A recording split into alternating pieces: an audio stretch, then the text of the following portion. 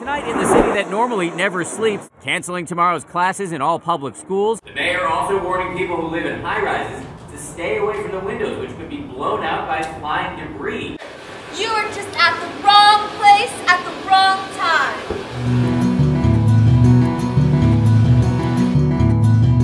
New York City has never had a storm like this. This wasn't supposed to happen. I came rushing in. It was a force stronger than me that brought me here and kicked you out. I woke up after the storm thinking this wasn't that bad at all. My neighborhood was fine. I was fine. Then I checked online. It was bad. Thousands of people were out of water, without heat and power. Thousands of people needed help. Why are you doing this to me? You don't have to do it. Shh.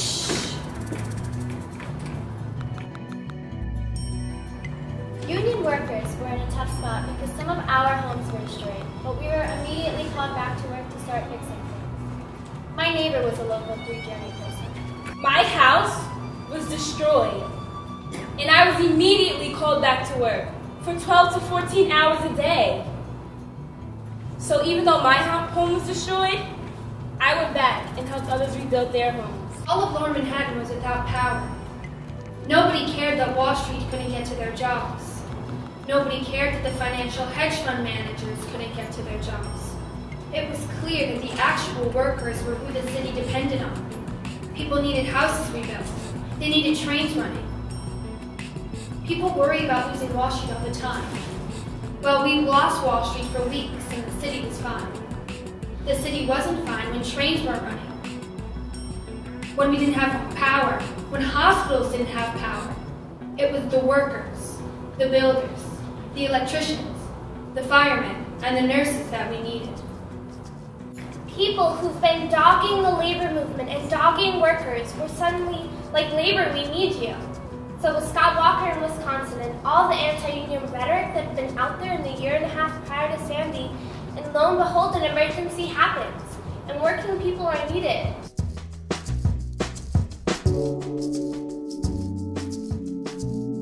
Without the lights, the city, the invincible city I know, was weakened, vulnerable. Everything we take for granted was missing. Streetlights, sounds. There's a certain pulse and rhythm to the city. And that was missing too. We're cold out here. We need assistance. We need radiators. We need some kind of heating system. We're not leaving our homes. We're not leaving. We are not going to allow the government to take us out of our homes and put us in another location.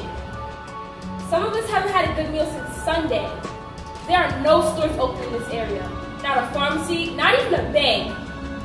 Some of us have to take care of our senior citizens and children. Meanwhile, we're sick ourselves. We need help.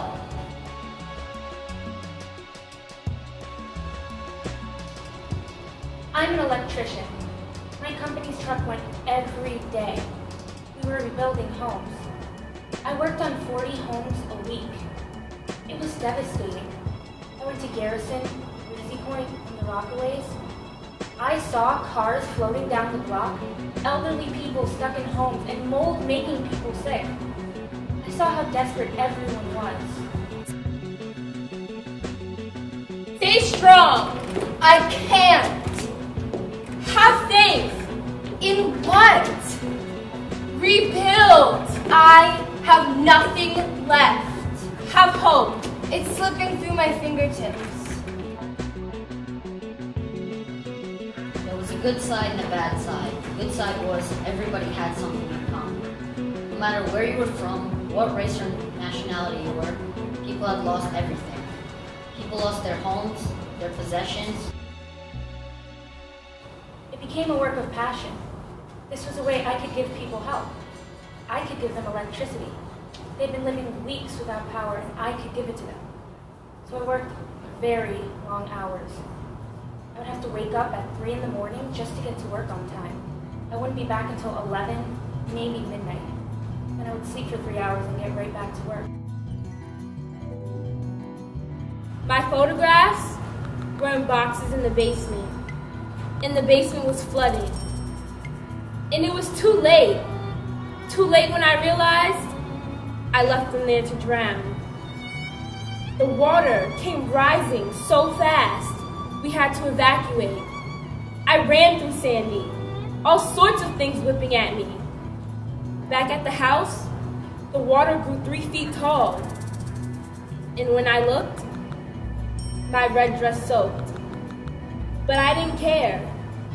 I only cared for my photographs, my memories, and my past. One woman's husband had been a composer. All of his work was covered in muck and it smelled awful. His work was destroyed. She didn't want to let it go. There was no bringing it back. Cold breeze sharks. I watched jaws drop with amazement at what I had done. I make the waves go higher, louder, crashing up against the railing. It is dark. It is cold. It is windy.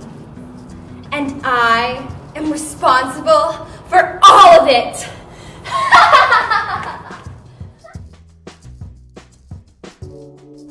I saw a tale of 2 Sandys, one with resources and one without.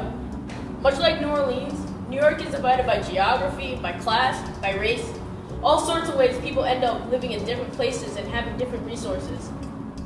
But in New Orleans, communities were built. You had a strengthening process, but you also had despair and sadness. So there was hope, and then despair and sadness right next to one another. Much fun we've had above the sea. Much fun we've had above the deep. I twirl And twirl. round And round. and struggle And struggle. to stand my ground.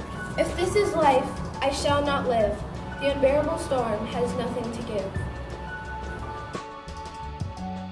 Climate change and inequity are things that continue to face us, whether it's here in Japan, India, or Bangladesh, where if the sea rises for the Bangladeshi people, there are 100 million people who could potentially be displaced.